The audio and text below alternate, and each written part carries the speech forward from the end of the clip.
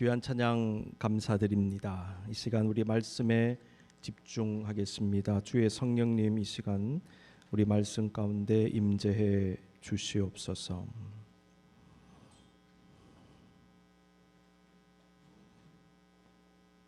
살아 역사하시는 주님, 말씀의 주인 되시는 주님, 이 시간도 우리 심령 가운데 주님의 세미한 음성 들려지게 해 주시옵소서.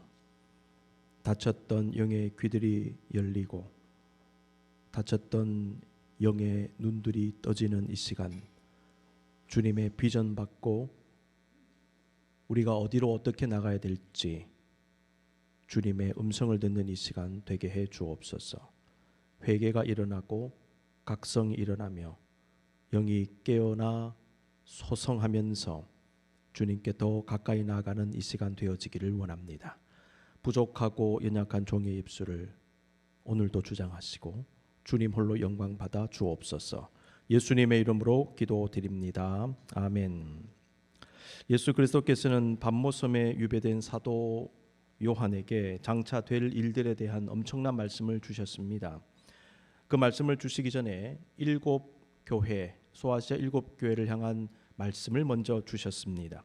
사도 요한은 유대 로마 전쟁이 일어났을 때 에베소로 이주해서 30여 년간 사역을 감당했는데요. 아마도 요한은 에베소뿐만 아니라 소아시아 7교회 전체에 직간접적인 목회적인 영적인 영향을 준 것으로 보여집니다. 예수님은 7교회 가운데 제일 먼저 에베소 교회의 말씀을 주셨습니다. 에베소 교회 어떤 교회일까요? 먼저 지도를 한번 살펴보시면 위치가 저 정도 있습니다. 에베소, 서머나, 버가모, 두아디라, 사데, 빌라델비아, 라오디게아, 그 다음 7교회 들어가지 않았지만은 골로새 교회까지 이런 위치 한번 살펴보실 수 있기를 바랍니다. BC 133년부터 로마 제국의 송령이 되었습니다. 소아시아의 수도 역할을 감당했고요. 교통과 상업의 중심지, 정치, 경제, 사회, 문화 모든 것이 발달한 곳, 상당히 부유했던 곳. 실제로 저희들이 작년에 유적지를 가보았습니다. 발굴된 유적지가 그 정도인데 그 당시에 얼마나 대단했겠는가 상상할 수가 있었습니다. 고대 7대 유적지에 속하는 대극장 그리고 아데미 신전이 위치했는데 아데미 신전이 있다는 것, 거기에 우상 숭배가 성행했다는 것이지요. 황제 숭배도 성행했습니다. 그래서 돈 많고 정치적 파워 있고 그 다음에 사회 문화적으로 대단히 발달되어 있고 그런데 영적으로 타락한 곳이었습니다. 이러한 에베소에 복음을 전한 사람이 사도 바울입니다. 사도행전 18장에 나옵니다.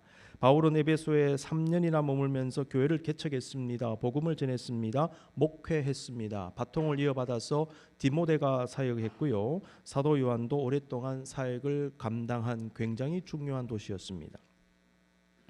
오늘 본문에서 예수님은 오른손에 7별을 붙잡고 7금촛대 사이를 거니시는 이로 나타납니다.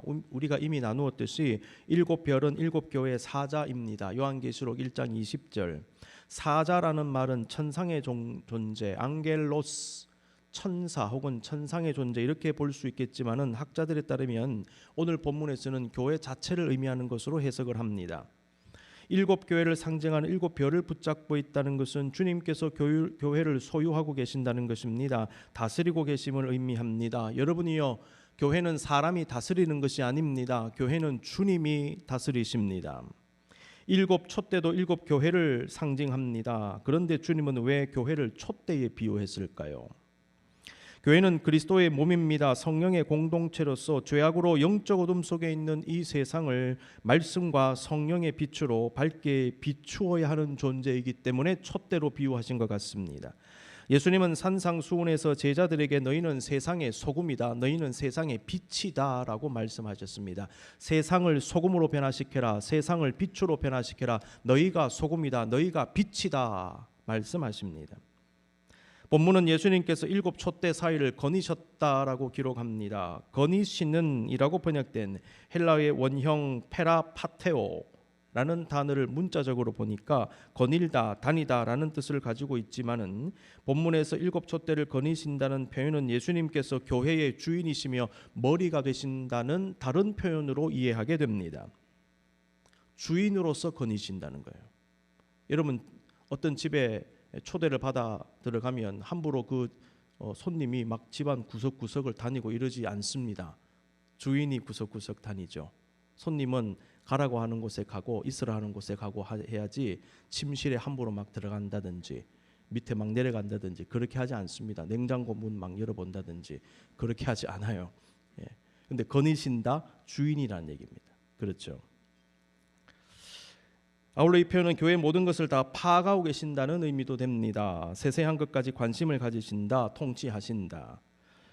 농장 전체의 구석구석을 다 다니면서 관리하고 돌보는 농부와 같이 자신이 가꾸는 정원을 세심한 관심과 애정을 가지고 가꾸는 정원사와 같이 교회의 모든 것을 다 아시고 일일이 다 챙기시며 목양하시는 진정한 목자가 되십니다. 예수님의 그러한 모습이 일곱 촛대 사이를 거니시는 이라는 표현에 담겨 있는 것 같습니다. 교회의 주인이 되신 주님은 지금도 이 땅 곳곳에 세우신 교회를 거니시고 돌보시며 이끌어 가십니다. 예수님은 에베소 교회에게 바로 그 사실을 깊이 생각해 보게 하신 것 같습니다. 그 당시 에베소 교회가 처한 다양한 상황들이 분명히 있었을 것입니다. 핍박당하죠. 핍박당하니까 성도들이 생활이 어려워졌을 것입니다. 경제적인 문제가 생기고요. 사회적으로도 왕따를 당할 수도 있고 복잡한 문제가 생겼을 것입니다. 그러한 상황 속에서 주님은 에베소 교회의 머리로서 교회를 주관하고 계심을 말씀하신 것입니다. 이 사람들은 내가 교회를 주관하고 있다. 걱정하지 마라. 내가 다스리고 있다. 너희의 진정한 다스리는 통치자는 로마 황제가 아니라 나 예수 그리스도다라는 것이죠. 내가 거닐고 있다. 주님은 우리 교회에도 임재하여 계시며 거닐고 계십니다. 여러분 구석구석을 주님께서 다 아십니다. 위원회를 다 아십니다. 당회를 아십니다. 재직회를 아십니다. 부서기관들을 다 알고 계십니다. 찬양대를 알고 계십니다. 찬양팀을 알고 계십니다. 목회자를 알고 계십니다. 장로님들을 알고 계십니다. 여러분의 가정을 알고 계십니다. 기업을 알고 계십니다. 우리 교회를 알고 계십니다. 그러므로 교회를 섬기는 모든 주의 백성들은 우리 안에 계신 주님을 의식하고 주님을 경외하며 주님을 온전히 따라감으로 신앙생활해야 됩니다. 안테나가 언제나 주님께 가 있어야 합니다. 주님의 눈을 두려워할 수 있어야 합니다. 주님의 마음을 헤아릴 수 있어야 합니다. 모든 결정의 기준은 주님인 것입니다. 주님이 거닐고 계십니다. 자신의 영적 정체를 드러내신 예수님은 본격적으로 에베소 교회에 필요한 말씀을 주십니다. 첫 번째가요, 칭찬의 말씀이에요. 내가 내 행위와 수고와 내 인내를 알고 또 악한 자들을 용납하지 아니한 것과 자칭 사도라 하되 아닌 자들을 시험하여 그의 거짓된 것을 내가 드러낸 것과 또 내가 참고 내 이름을 위하여 견디고 게으르지 아니한 것을 아노라. 여러분 칭찬의 항목들을 보십시오. 우리를 위한 칭찬일 수도 있지만은 사실은 우리가 미흡한 부분은 따라가야 하는 부분들이 많습니다. 이렇게 되어야 한다라는 것이지요. 조목조목 한번 보겠습니다. 첫 번째, 네 행위와 수고와 내 인내를 내가 안다.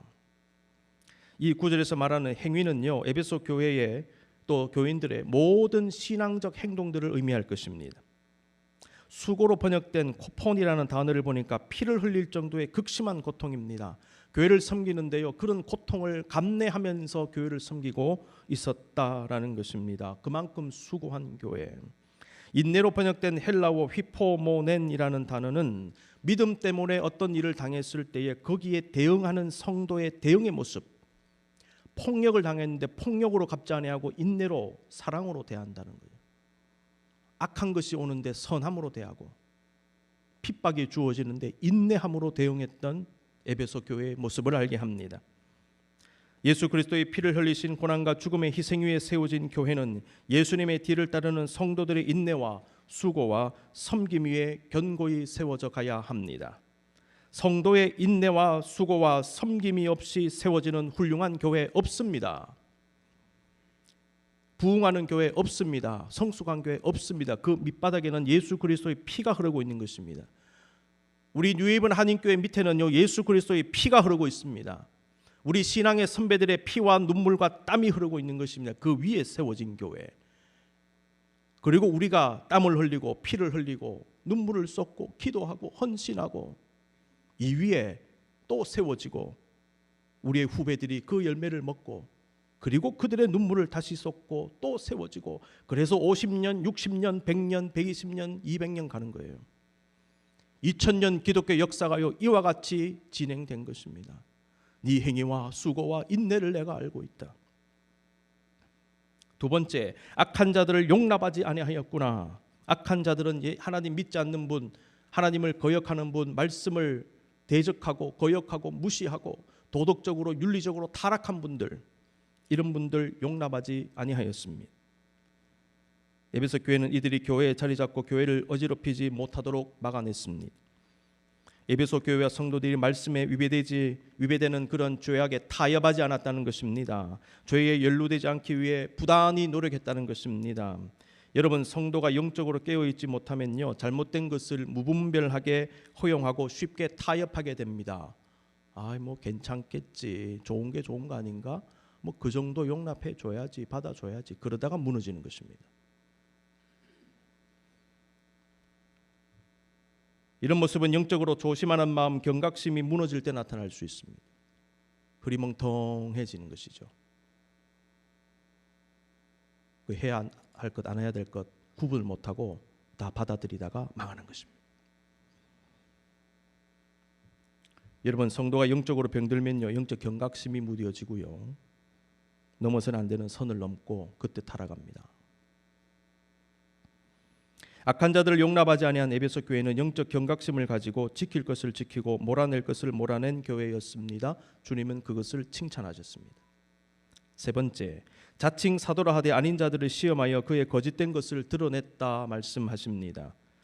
이 말씀은 에베소 교회가 상당한 수준의 신앙적 식견과 분별력을 가지고 거짓 가르침으로 사람들을 미혹하는 자들의 문제점들을 파악해냈다는 것입니다. 그리고 그것을 드러냈어요. 성도들이 수준 높은 영적 분별력을 가진 성숙한 신앙으로 자라나기 위해서는 주님의 은혜 가운데 주일 예배뿐만 아니라 다양한 형태의 경건의 훈련과 실천이 필요합니다. 성경 읽기와 묵상도 필요합니다. 그와 함께 조직적인 성경 공부가 필요합니다. 성경 묵상과 성경 공부를 같이 병행할 때 둘은요, 상호작용이 일어나요. 성경을 잘 알고 묵상했을 때 묵상의 효과가 배가가 될 것입니다. 묵상하고 공부하고 묵상합니다. 교리에 대한 공부도 필요합니다. 이단들이 사람들을 공격할 때 조직적으로 잘 정리되어진 교리 체계를 가지고 공격하기 때문에 훈련이 안 된 분들이 딱 받으면요, 그냥 넘어가 버리는 것입니다. 대응을 못 하거든요. 교회 역사에 대한 학습도 되어 있어야 됩니다. 무슨 일이 어떻게 언제 일어났는지 알아야 할 것입니다. 역사를 모르면 안 됩니다. 그래서 교회 목회를 하면서 교육 프로그램을 여러분에게 제공해 드릴 때에 다 이런 전체적인 프레임을 가지고 저는 접근하고 있습니다. 교리는 교리대로, 역사는 역사대로, 새벽 말씀은 새벽 말씀의 형태대로 강해식으로, 주일 말씀은 주일 말씀대로, 영성 훈련은 영성 훈련으로. 큰 집을 짓고 있는 것이지요. 영성의 집. 그래서 여러분 될 수 있으면 많이 참여하십시오. 골고루 성장해야 합니다. 성숙해져야 합니다. 교회와 성도는 2000년 전이든 지금이든 언제나 참과 거짓과 바른 가르침과 왜곡된 가르침을 분별해야 되는 과제를 안고 있습니다. 참된 분별은 영적 성숙에서 나온다는 사실, 여러분들 기억하실 수 있기를 바랍니다. 성숙한 만큼 잘 분별할 수 있습니다. 마지막 네 번째입니다. 참고 내 이름을 위하여 견디고 게으르지 아니하였다 그랬습니다. 에베소 교회는 혹독한 박해와 다양한 종류의 고난의 상황들을 인내를 가지고 참고 견디어내었습니다. 우리가 당하는 고난과 삶의 다양한 상황들은 때때로 신앙생활을 어렵게 만들 겁니다. 우리의 삶의 구조가요, 우리의 신앙생활에 도움이 되지 않는 경우가 많습니다. 그 상황을 우리는 뚫고 나가야 합니다. 고난이 있을 수 있습니다. 어려움이 있을 수 있습니다. 삶의 구조와 관계없이 갑작스럽게 생기는 질병의 문제도 있고요, 경제적인 문제도 있고 개인적인 문제가 있을 것입니다. 그때 어떻게 할 것인가, 어떻게 이길 것인가, 우리의 과제가 될 것입니다. 오늘 본문의 기초에서 보면 여러 가지 중에 하나, 잘 참고 견디는 겁니다. 승리하기를 원하십니까? 그런 성도는 일단 견딜 수 있어야 합니다. 우리가 어떤 문제를 경험할 때 그 문제가 빨리 해소되기를 바랍니다. 근데 사실 여러분 경험하시죠? 그 문제가 쉽게 사라지지 않습니다. 그렇죠? 내 생각대로 해소가 되지 않을 것입니다. 그러므로 우리에게 필요한 것은 일정 기간 견딜 수 있는 능력입니다. 해소될 때까지, 완화될 때까지 참을 수 있어야 합니다. 인생의 비가 올 때 하나도 맞지 않고 피해갈 수는 없습니다.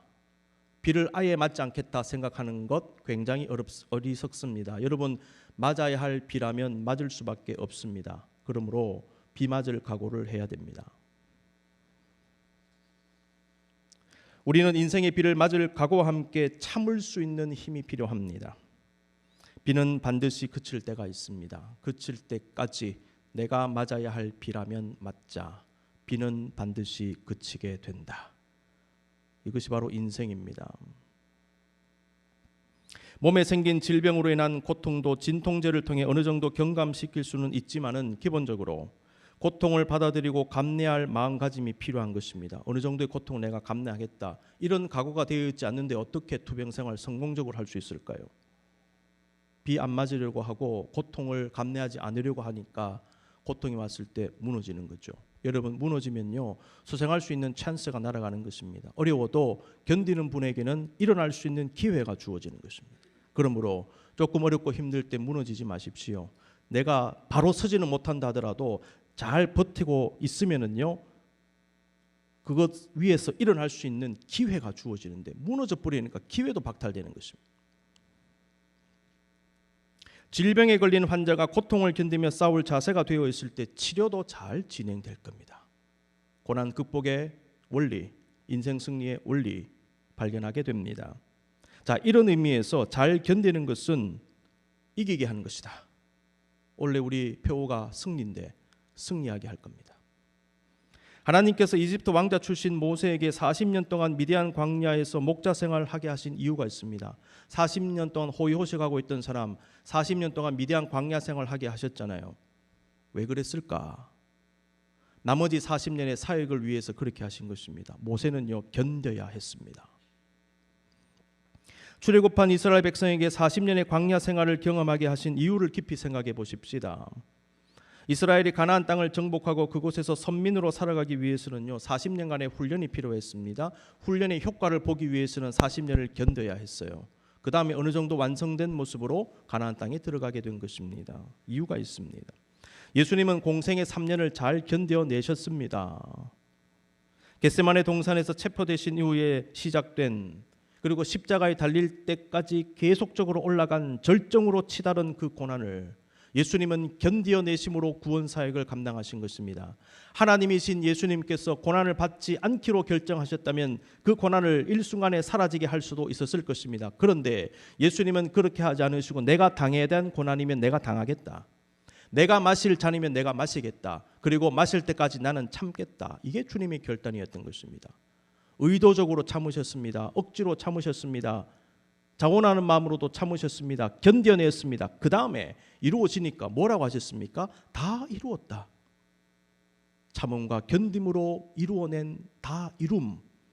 여기서 구원의 역사가 일어난 거죠. 여러분 무엇을 이루기를 원하십니까? 쉽게 단숨에 되기를 바라지 마십시다. 어리석은 생각입니다. 그것을 이룰 때까지 견뎌낼 수 있어야 합니다. 인내와 참음의 봄을 보이신 주님은 우리가 당면한 현실 속에 참고 견딤으로 이겨내게 하십니다. 주님은 그 모습을 칭찬하셨습니다. 두 번째 에베소 교회는요 책망도 받았습니다. 4절 말씀 그러나 너를 책망할 것이 있나니 너의 처음 사랑을 버렸느니라. 성도는 하나님의 사랑도 받고 칭찬도 받지만은 잘못한 것이 있을 때는 책망도 받습니다. 여러분 칭찬만 받으려고 하지 마십시오. 주님의 책망을 두려워하거나 회피하거나 거부하지 마십시다. 책망은 우리의 회개와 변화를 바라시는 주님의 사랑의 표현입니다. 자녀를 정말 사랑하는 부모는요 적절한 사랑의 방법의 책망을 통하여 자녀를 바로잡아 바로 서게 만듭니다. 히브리서 12장 6절입니다. 주님께서는 사랑하시는 자를 견책하시고 아들로 여기시는 자에게 매를 드신다. 사랑의 표현입니다. 그러므로 때때로 책망의 말씀이 우리에게 주어질 때에 그렇게 하면 안 된다라는 말씀이 주어질 때에 영의 귀를 쫑긋이 세우고 달게 받으십시오. 그것도 승리의 길입니다. 에베소 교회가 책망받은 이유가 무엇입니까? 처음 사랑을 잃어버렸기 때문입니다. 처음 사랑을 잃어버린 것이 무엇일까요?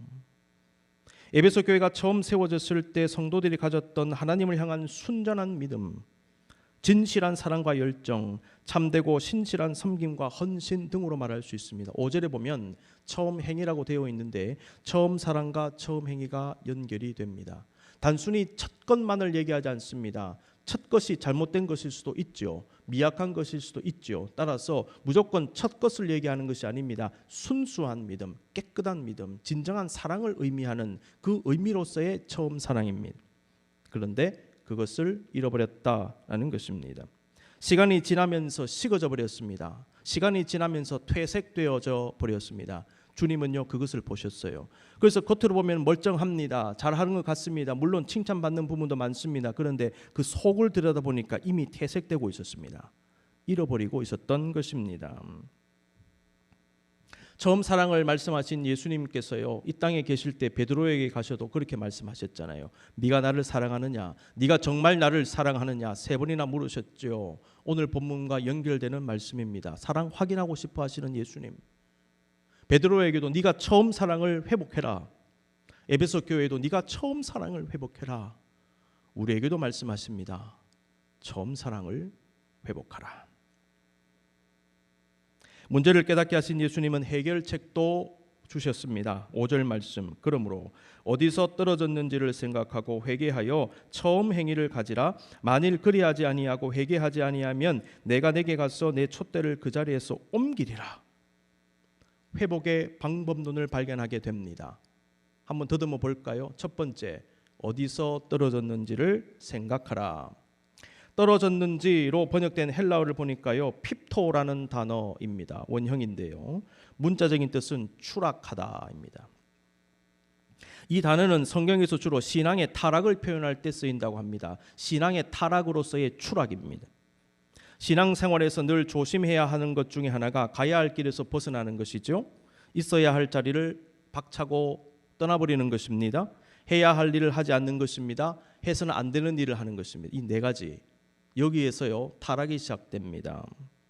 아담과 하와의 타락도 이 4가지 문제에서 발생했습니다. 천사장 루시엘의 타락입니다. 사울 왕의 죄악입니다. 다윗의 범죄도 마찬가지였습니다. 이 4가지와 관련이 있습니다. 여러분 깊이 생각하셔야 됩니다. 그러므로 우리는요 떨어지는 것, 추락하는 것, 벗어나는 것을 늘 조심해야 합니다. 어디서 떨어졌는지를 생각하라. 이 말씀을 곰곰이 한번 생각해 보니까 3가지 정도의 접근이 가능합니다. 첫 번째, 떨어져 나와 있는 나의 상태를 정확하게 인식하고 문제를 인정하라. 떨어져 나왔다. 어디서 떨어졌는지 예수님은 떨어졌다는 사실을 기정사실화하고 있습니다. 자기들은 떨어지지 않았다고 생각했을 수 있어요. 우리가 왜 떨어졌습니까? 우리가 왜 추락했습니까? 괜찮은데요? 아니죠. 예수님은요 이미 떨어져 나왔다. 그것은 팩트다. 사실이다. 아 그렇습니까? 그러니까 그 문제 자체를 인정해야 합니다. 상태를 진단해야 됩니다. 의사가 치료를 시작하기 전에 반드시 진단합니다. 진단하고 치료합니다. 진단 없는 치료는 없습니다. 진단입니다.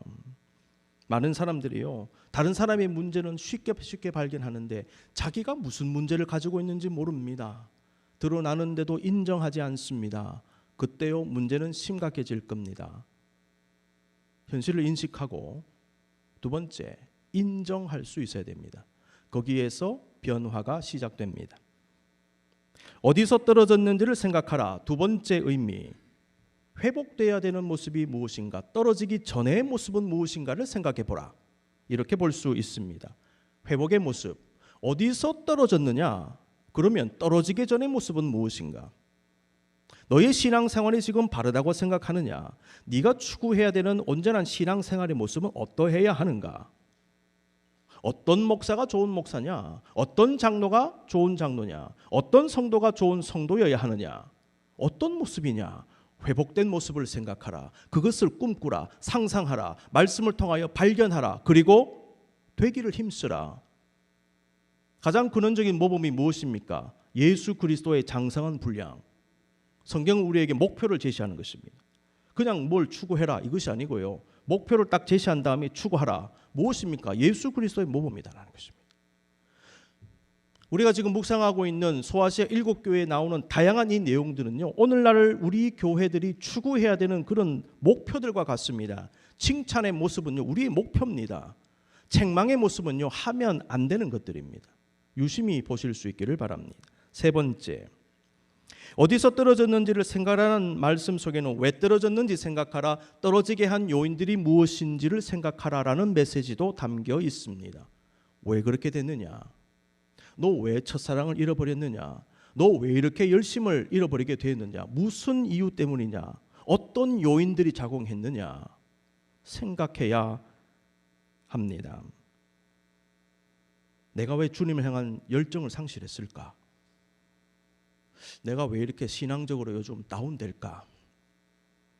왜 이렇게 침체감을 느낄까? 왜 이렇게 교회 일이 하기 싫어질까? 왜 그럴까? 이 질문은요, 신앙생활의 영역뿐만 아니라 저와 여러분의 삶의 모든 영역에 다 적용될 겁니다. 나는 왜 사람들과 잘 친하게 잘 못 지낼까? 왜 종종 트러블이 생길까? 왜 이렇게 마음에 미움과 원망의 마음이 솟아날까? 왜 이렇게 두려울까? 왜 이렇게 답답할까? 왜 이렇게 우울할까? 왜 이렇게 삶에 기쁨이 없을까? 왜 이렇게 무기력하지? 왜 나는 동일한 실수를 반복하지? 나는 왜 이럴까? 우리는 내가 왜 이런지, 어디서 떨어졌는지, 무엇을 회복하는지를 기도 가운데 주님께 여쭙고 주의 음성을 들을 수 있어야 합니다. 주님께서는 에베소 교회에게 말씀하신 것처럼 저와 여러분에게 말씀을 주실 것입니다. 자, 두 번째, 첫 번째는 어디서 떨어졌는지 생각하라. 두 번째는 회개하여 처음 행위를 가지라. 여러분, 문제를 발견했다면 회개해야 됩니다. 문제가 있는데 회개하지 않으면 더 큰 책망 주어집니다. 회개는 고치는 것이지요, 바꾸는 것이지요, 새롭게 하는 것이지요. 처음 행위를 가지라는 말씀에서 가지라로 번역된 헬라어의 원형을 보면 포이에온데요, 만들다, 행동하다라는 뜻입니다. 본문에서는 명령형으로 쓰였는데 회개한 후에 변화된 행동을 바로 나타내라, 바로 만들어내라, 이렇게 이해하게 됩니다. 참된 회개는 말만이 아니라 변화를 몸으로 드러내는 것입니다. 삶으로 드러내는 것입니다. 예레미야 26장 13절을 보십시오. 그런즉 너희는 너희 길과 행위를 고치고, 이 줄 거야 되죠. 너희 길과 행위를 고치고 너희 하나님 여호와의 목소리를 청종하라. 그리하면 여호와께서 너희에게 선언하신 재앙에 대하여 뜻을 돌이키시리라. 회개하는 자에게 은혜를 베풀어 주시는 주님. 회개의 핵심 중에 하나가 나옵니다. 너희 길과 행위를 고쳐라. 말만 하지 마라. 행동을 고쳐라 라는 것입니다.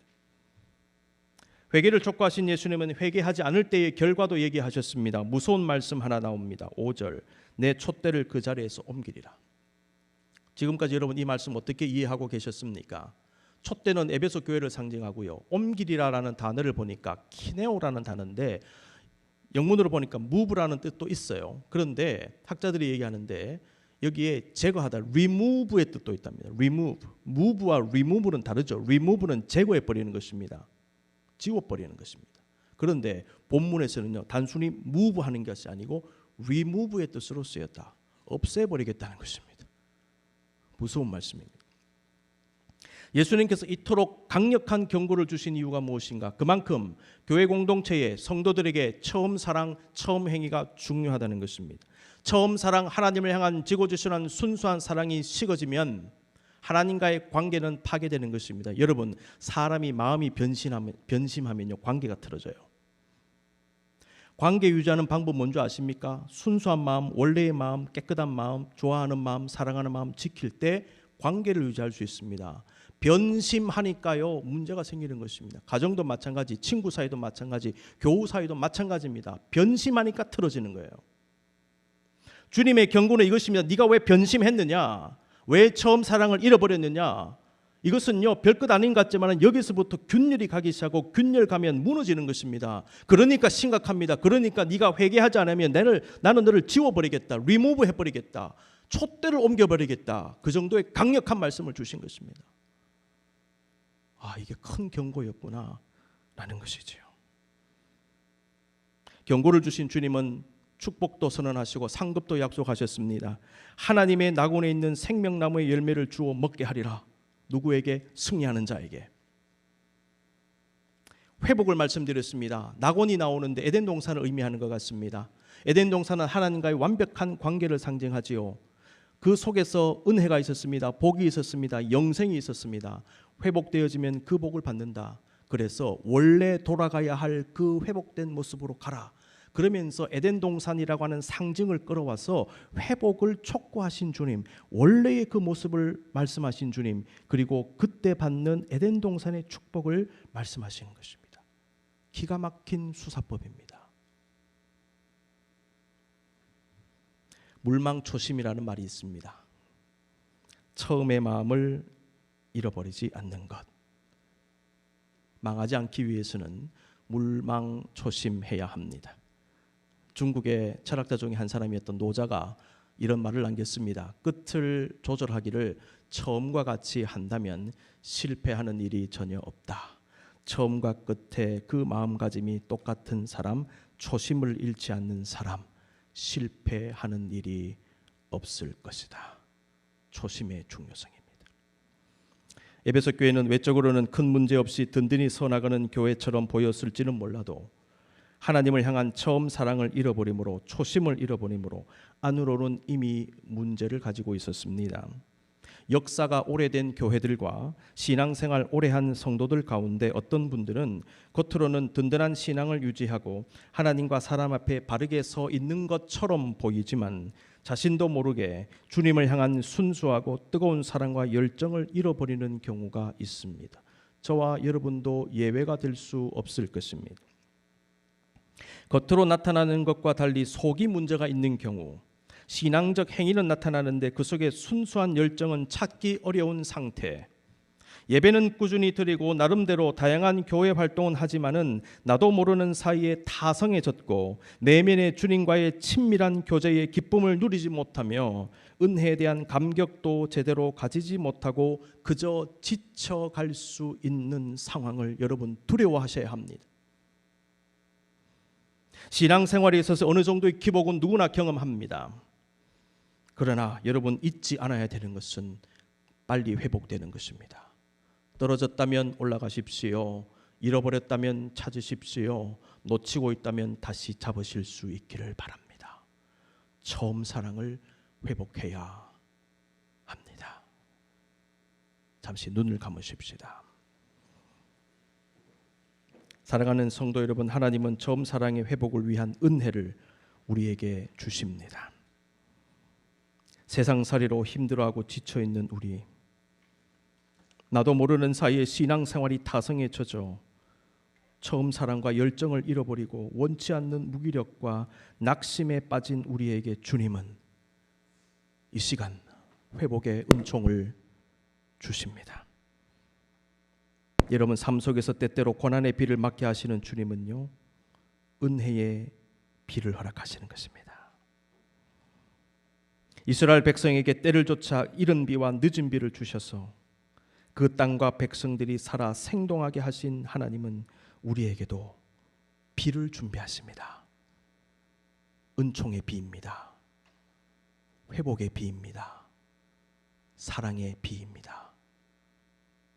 그 비를 맞아야 됩니다. 고난의 비를 맞는 우리는요, 은혜의 비도 맞아야 됩니다. 주님께서 비를 준비하십니다. 그 비를 맞고 회복되어라.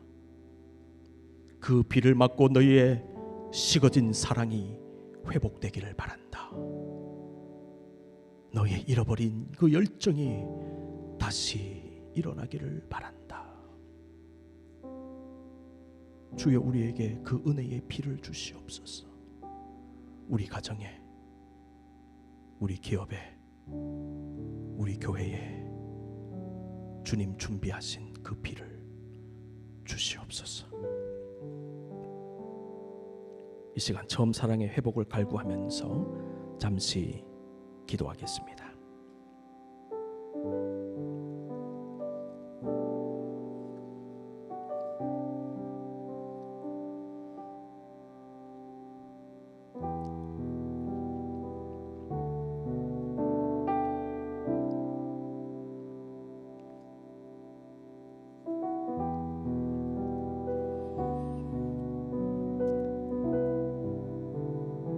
사랑을 잃어버린 우리의 마음에 단비를 주십시오.